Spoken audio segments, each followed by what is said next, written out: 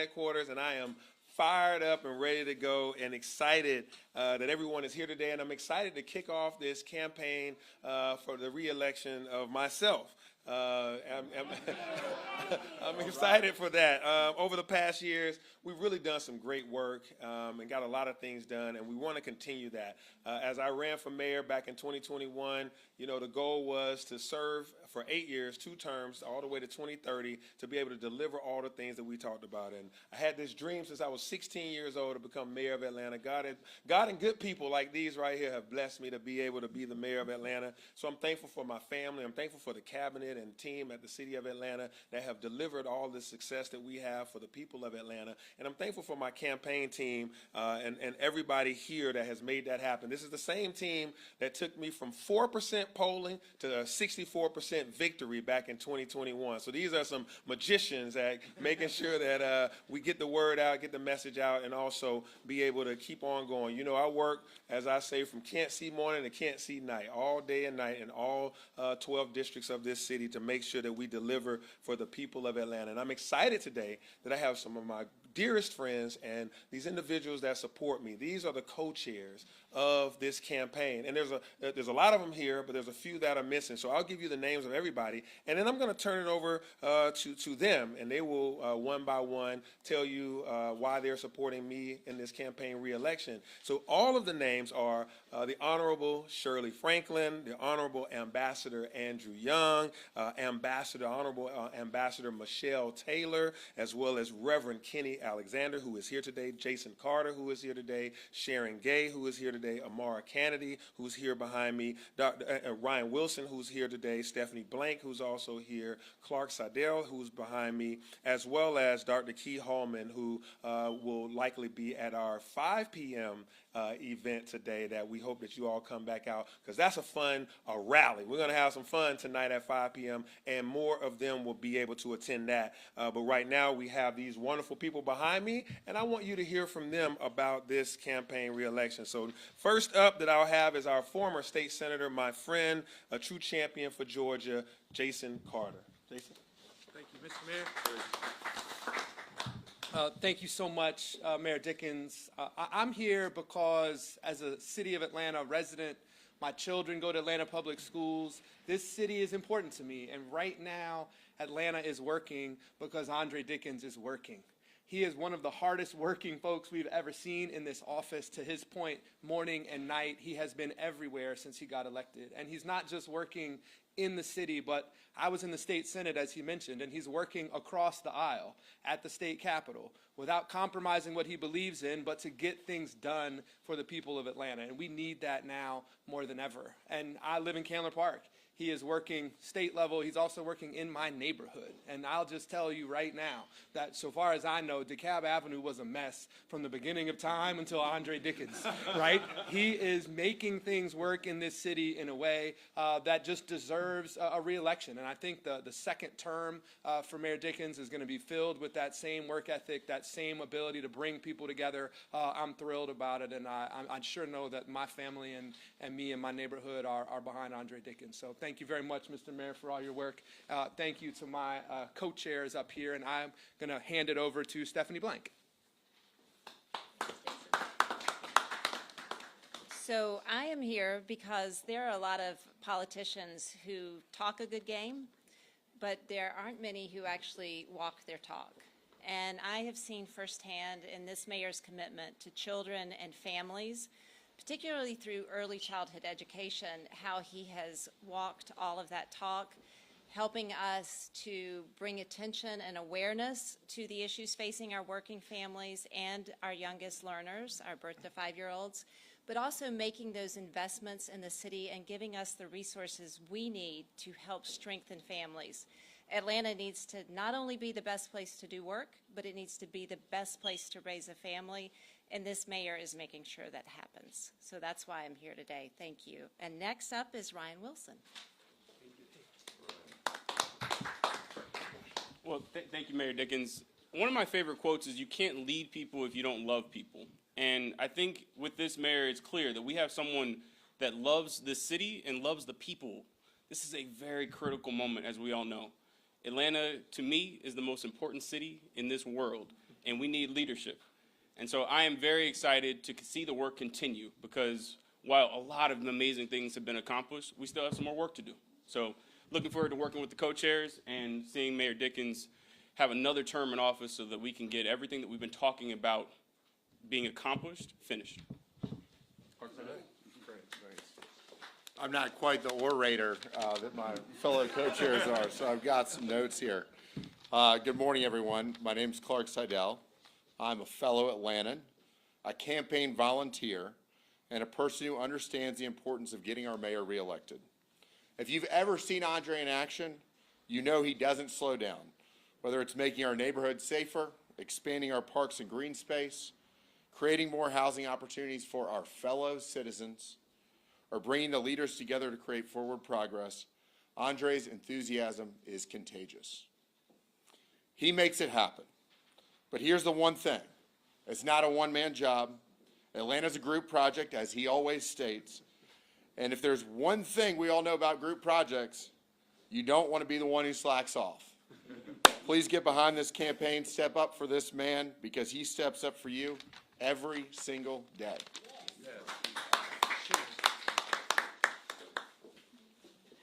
Good morning. I'm Sharon Gay. I'm a 45-year resident of Atlanta, kind of the other end of DeKalb Avenue in Inman Park. And I'm here because our mayor told us what he cared about, and he told us what he was going to work on, and he has. And I want him to be able to finish the job.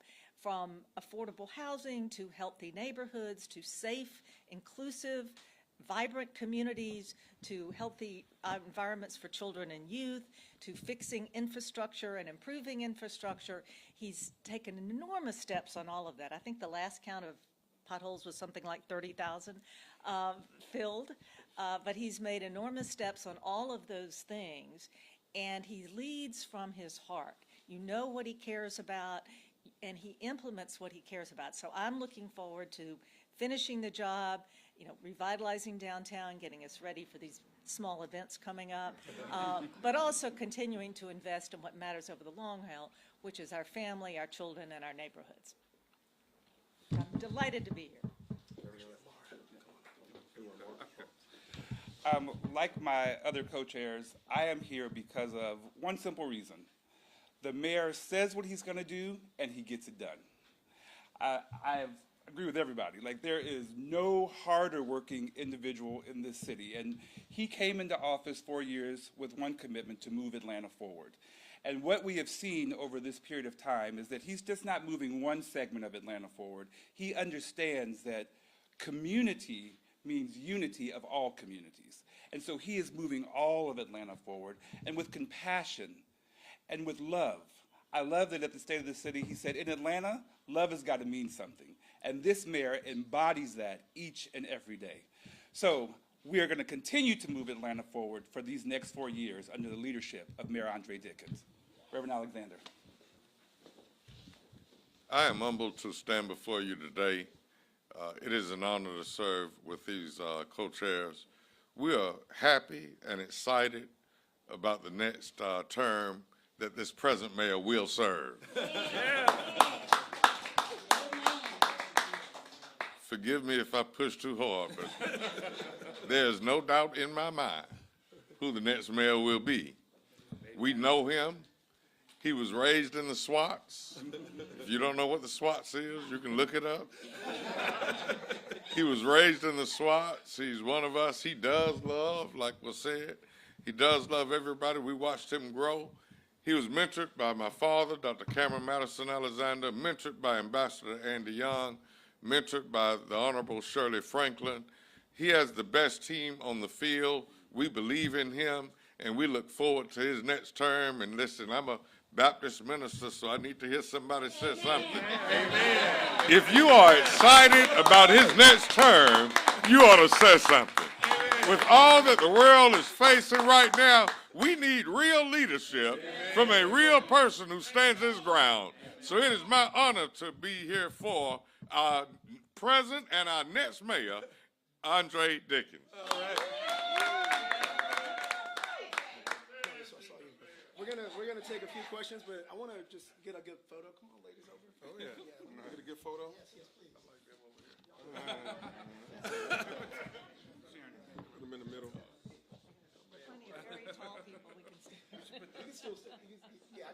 want me? Photo with the mirror right there. With this Here, congregation. okay. There we go. Perfect. All right. Thank you. Who's taking it? Okay.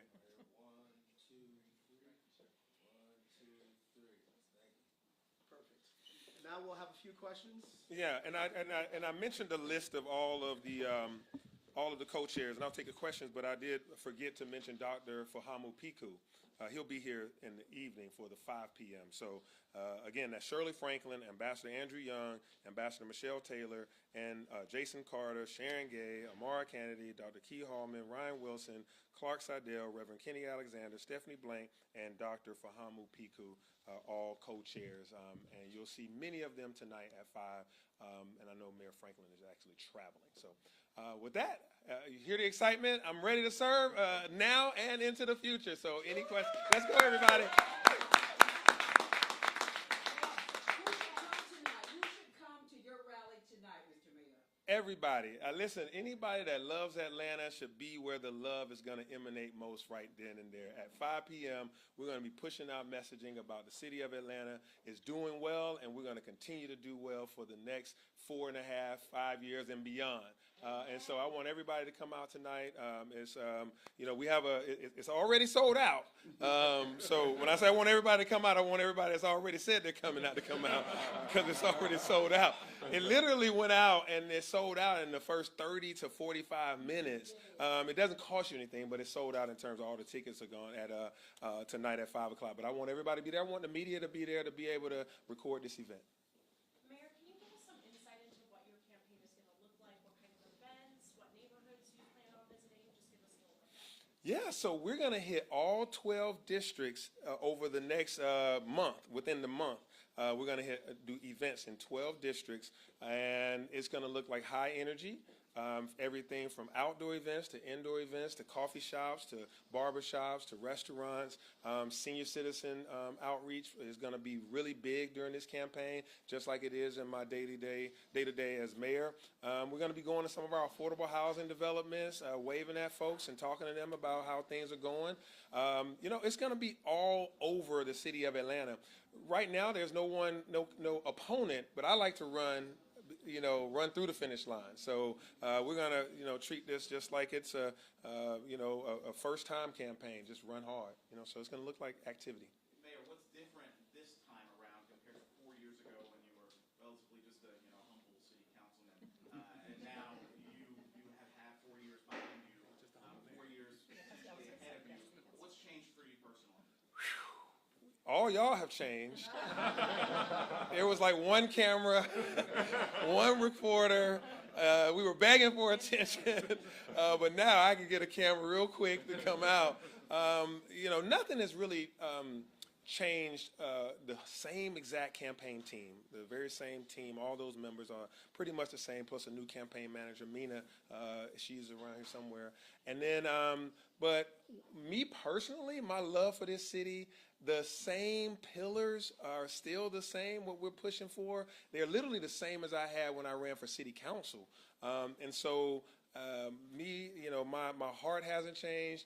I've gotten stronger and tougher through this process. When you have 2 phones and they run all day and night with, all the various things that happen in the city, I'm now even more aware of the plight of every citizen, every small business owner, the direction that we're going. I know more about this city than probably anybody at this point because of, all that I've been dealing with over the past 3+ years. So, but my constitution, my personal constitution, who I am, hasn't changed. I'm really still this excited about serving Atlanta just as I was, running for mayor the first time. Mayor, the political climate nationally has changed within the last few months. It's going to be different for the next 4 years. Does that change your approach going into the next 4 years campaigning for the next? Yeah, so our goals don't change, but maybe some of our strategies might have to change given the difference between a Biden administration and a Trump administration. Biden administration, literally days after I was elected mayor, he called my phone. The President of the United States, Joe Biden, called my phone and said, welcome, and I want to meet you. And then 2 weeks later, I was in the White House, and we had contact from then on. Anybody, they have special people for us to talk with. and that led to successful things that came to the city of Atlanta. Working with our federal delegation as well as the White House officials, we were able to get a lot of money and a lot of help. I'm hoping that we have some sort of avenue to be able to get the money and the help that we will need over time as a city. It's impossible to be a city and have no connection to the White House. Our strategy might have to change on how we go about doing that because, this White House operates a lot differently than the last one, than any that I've ever seen, actually. So I would say that, our approach is going to be one filled with telling the Atlanta story, but also waving our hands and say Atlanta is in America, and America needs some things, Atlanta needs some things. Mayor, I was going to ask you, how is fundraising going? How much does it cost, or do you have to raise to be mayor of Atlanta? Yeah, so we've already raised more now than we did for the mayoral campaign the first time, 2021. So we've raised about $1.7 million over the past 3 years and have about 1.3 on hand, or more than that. Yeah, 1.3 on hand. And we want to continue to raise because you never know if somebody runs up against us that's some wealthy superstar, billionaire that comes in with their own money or something. I don't know. But you raise enough money so that you can advertise the activities, you can buy yard signs and things that you need to do and TV advertising. So we don't want to get caught flat-footed having to raise money out of, the last few minutes of the campaign. We want to have it up front, and so we have some fundraisers planned that are already going to, make sure that we have enough money to do what we need to do. Mayor, 4 years ago, you ran on connecting communities, empowering small businesses, making life better for all Atlantans, right? First, how have you done that, and what do you say to those who feel like there's still a long way to go, that maybe that change has not come to their community and their lives yet? Yeah, I'll say they're right about there's a long ways to go. This work is so huge. This is a city that is growing rapidly. So every day we're doing something, and there's something that still needs to be done. So all of the efforts we've done around building more affordable housing, you have 11,000 units that are already built or under construction. But we need more. So it is very likely that somebody can say, I need more affordable housing, and we've built more affordable housing than anybody in the last, 2 or 3 decades. And it is quite honest, possible that someone will say, yeah, you've done some infrastructure stuff, you've paved some roads, they mentioned a few, but you haven't paved mine, or I need more done on this in this part of the community. So it is very real. I deal with that every single day. Every time I do a press conference about something good, I get an email that says, but you didn't do this on right here. I opened a park here, you didn't open a park there. So that's part of the work, is to constantly be reminded that your high fives are met with, but also I need you to do another thing. And I'm being a deacon of a good Baptist preacher here, it lets you never get too high and definitely don't let you get too low. So soon as we do a thing, when we help communities connect, when we're here, and we have the Year of the Youth, the last 2 years, APS has had the highest graduation rate in its history every year that we've announced the Year of the Youth. After-school programs, early childhood education, all these summer employment, all these youth are employed, and midnight basketball. Crime is down, but you still have youth that still need our help. So every day I get a call saying, can you help this young man? Can you help this young lady? And the truth is, yes, we need to continue to do more. So about communities, we're going to be doing all of the above, and be very well aware that, every day it's a struggle to try to solve all the problems, but we're going to keep fighting. We have time for about one more question. Mr. Mayor, being in a campaign, it takes a lot of energy, a lot of drive, a lot of effort. We've seen you out there burning the midnight oil where the water is spouting out of the ground. We've seen all of that. But how can you assure people that when it comes to significant issues such as encampments and ethics concerns, how do you assure the people that you can still devote that energy to those issues while at the same time campaigning for another term? Well, that is a great question. I've never been running and running, running re-election and running the city at the same time. That's where the team comes in. I got a dynamic team, a COO, chief of staff, all my cabinet. We're still managing day to day. Had a great meeting this morning, had a great cabinet meeting yesterday. And then I have a great campaign team. So the team is going to help with that. But then I've been blessed with a tremendous amount of energy. I keep looking at myself saying, man, how you still doing all this? You wake up at 5:45 every morning and you go to the gym and you get out here and you go here here, there. How are you still doing this at 50 years old, you know? And I'm saying, hey, I'm going to keep doing that throughout this campaign, as well as, you know, running the city and managing these things. There's a lot to do, and we're going to do them. The good news is I don't talk out of two sides of my mouth. The campaign speak is still literally the mayor speak. So it's not like I'm going to promise something that I'm not going to deliver upon. We promise that we're going to do these things in the campaign. These are the things that we're doing in real life as mayor. Thank you all. Guys, yeah. All right. Hope to have you this evening. Yeah, come back this evening. All right, guys, let's go. All right, thank y'all.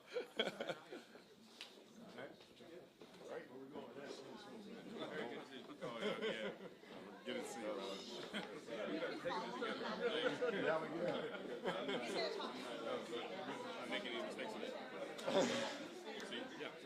You're gonna sell the Sam Nunn building for the Fed? That list that just popped up of like all these federal buildings. Oh, they're going empty. Yeah, no, that we're gonna sell